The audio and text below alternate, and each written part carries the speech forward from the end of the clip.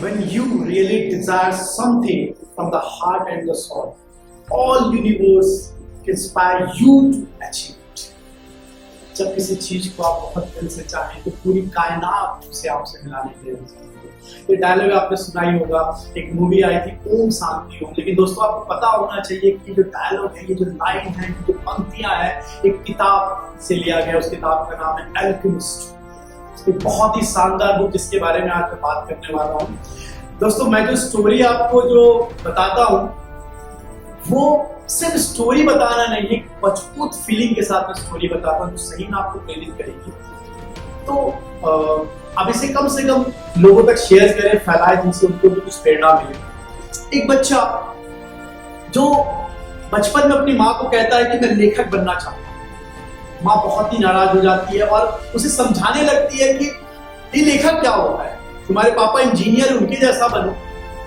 बच्चे का जो कमिटमेंट था, माँ के लाख मना करने के बाद उसका जो कमिटमेंट था, जब वो बड़ा हुआ तो उसने ऐसी बुक लिख डाली जो बहुत सारे लोगों के जीवन को परिवर्तित कर दिया, बहुत सारे लोगों को सोचने पे मजबूर कर दिया, बहुत सारे लोगों को लक्ष्य बनाने के लिए मजबूर कर दिया।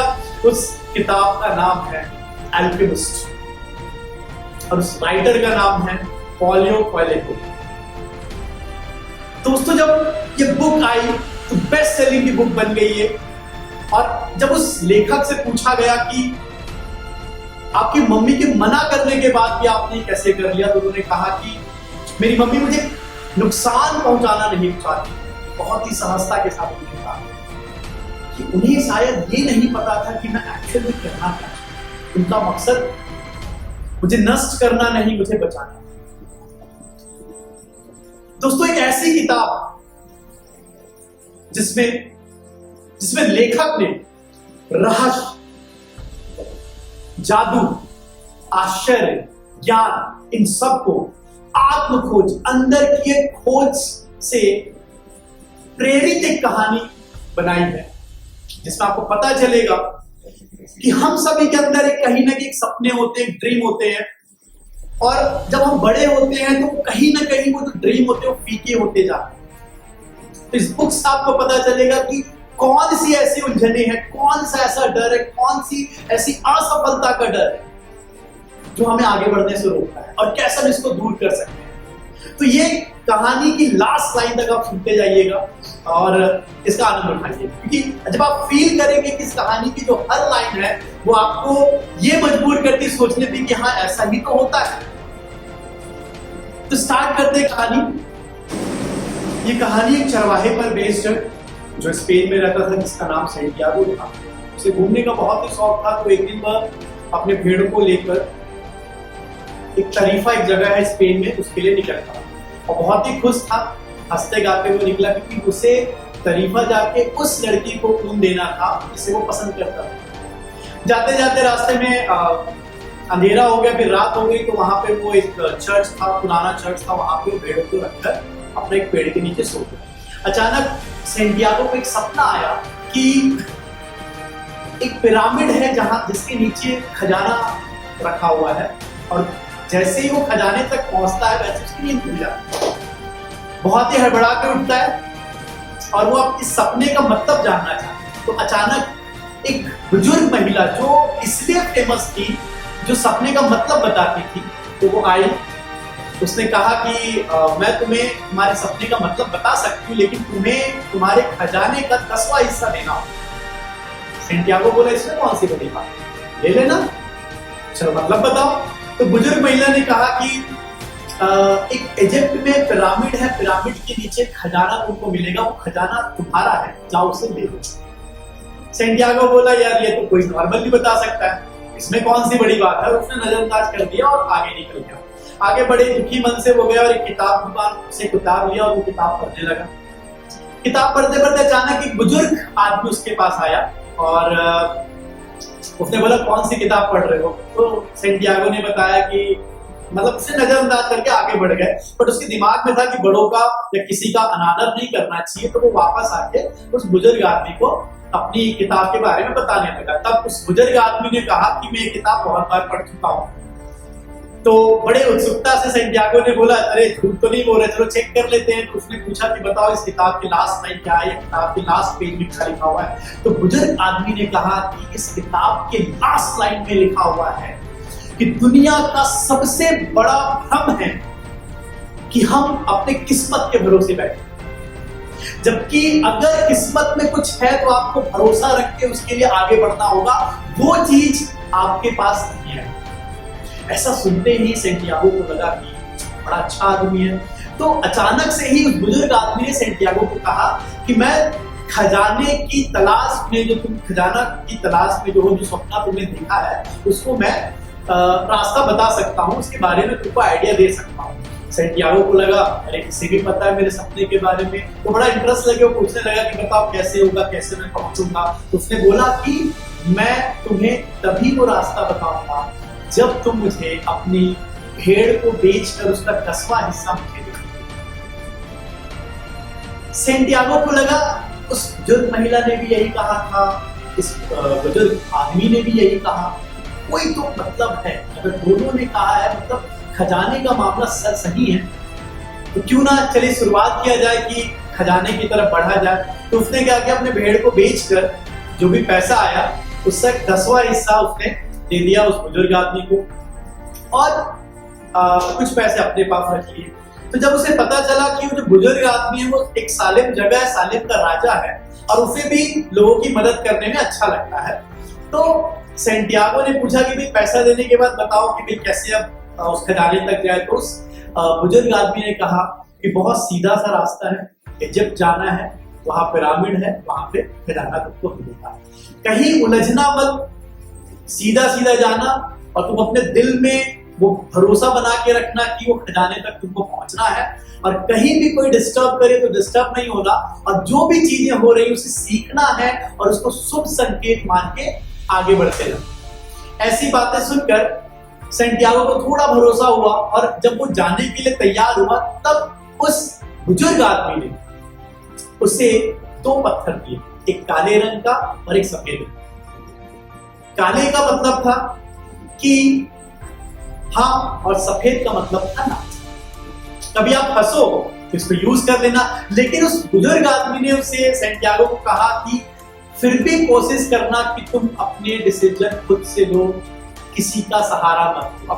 आप समझिए किताबों की जो कहानी है वो हमसे जुड़ी हुई है। जैसे हम होता है ना, क्वाइन फेंकते हैं और उसके हिसाब से डिसीजन लेते हैं, तो कहीं ना कहीं इस तरीके से हमको बताया गया है। तो फिर ये बातें सुन के सेंटियागो रास्ते निकल गया और एक जहाज में वो बैठ गया और अफ्रीका के लिए निकल गया। अफ्रीका के लिए जैसे वो पहुंचा, वहां पे उसको एक आदमी मिला जिसने उसको मदद के नाम पर उसके पैसे लूट लिए।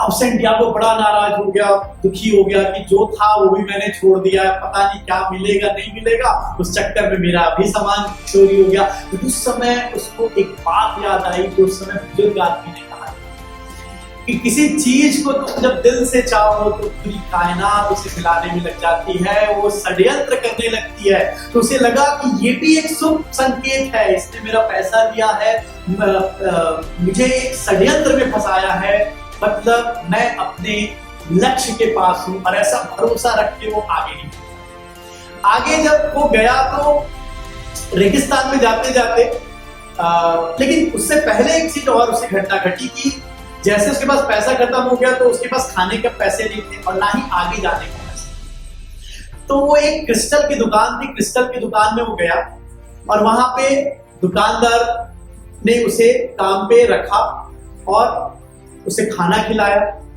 लेकिन चूंकि उसको बहुत पैसे चाहिए थे इजिप्ट जाने के, तो वो सोचने लगा और उसने दुकानदार को एक बहुत ही जबरदस्त आइडिया दिया, और वो आइडिया के बेसिस पे उसका दुकानदार का बहुत प्रॉफिट हुआ। तो उसने एक इनाम के तौर पे सेंटियागो को पैसे दिए जिससे वो इजिप्ट जा सकता। अब वो इजिप्ट के रास्ते पे निकल गया और रेगिस्तान में चलते चलते उसे एक अंग्रेज मिला। अंग्रेज से बातचीत होते होते उसे पता चला कि अंग्रेज भी किसी की खोज में है। वो एक ऐसे इंसान की खोज में है जो धातुओं को सोने में बदल देता है। उसे एल्केमिस्ट की खोज थी और इसी पे नाम है बुक का, द एल्केमिस्ट। तो जब उनको लगा कि दोनों ही एक लक्ष्य के लिए है तो दोनों ही मिलके आगे बढ़ने लगे।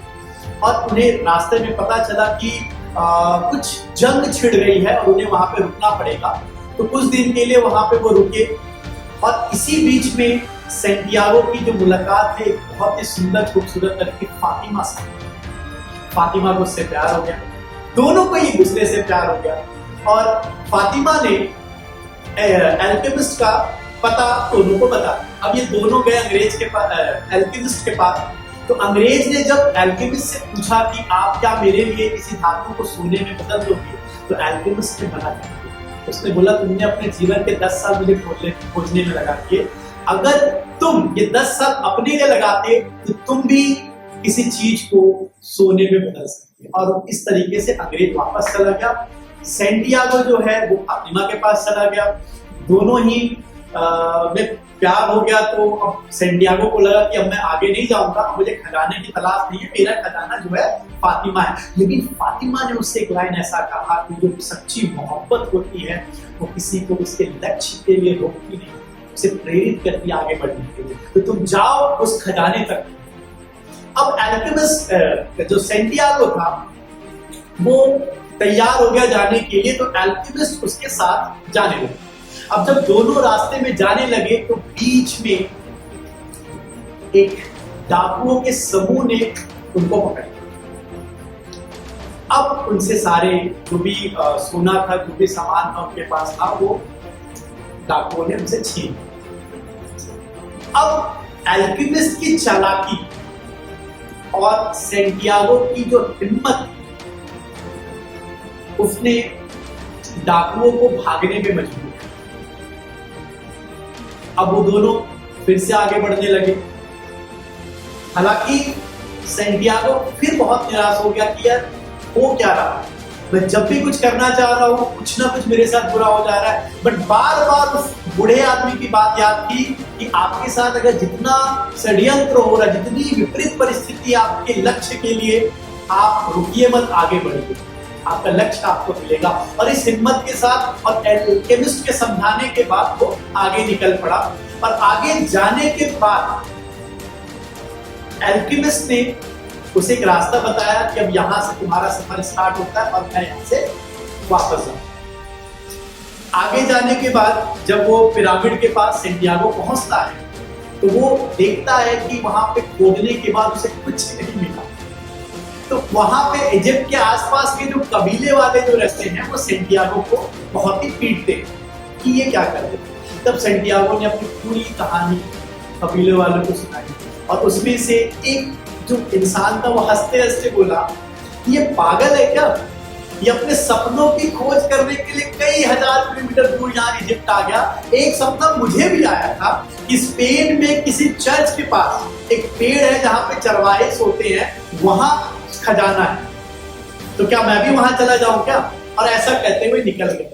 तब सैंटियागो को ये एहसास हुआ कि असली खजाना तो वही था जहां मैं सोया हुआ, वो चर्च के पास जहां मैं पेड़ था, जहां मैं सोया हुआ था।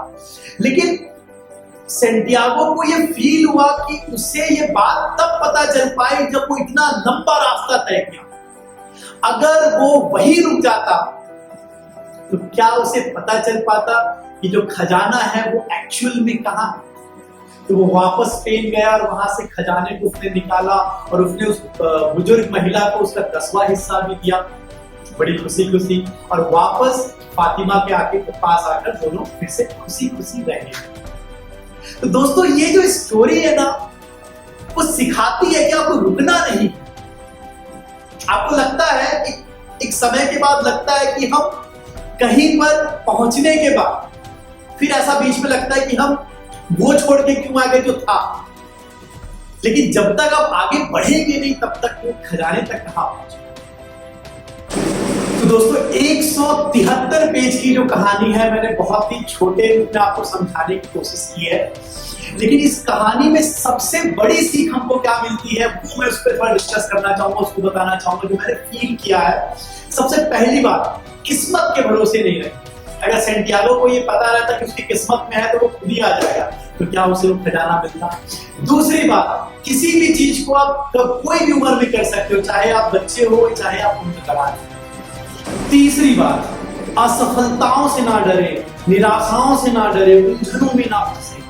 चौथी बात, वर्तमान में खुश रहे, जो है उसको प्यार करें, उनका आदर करें।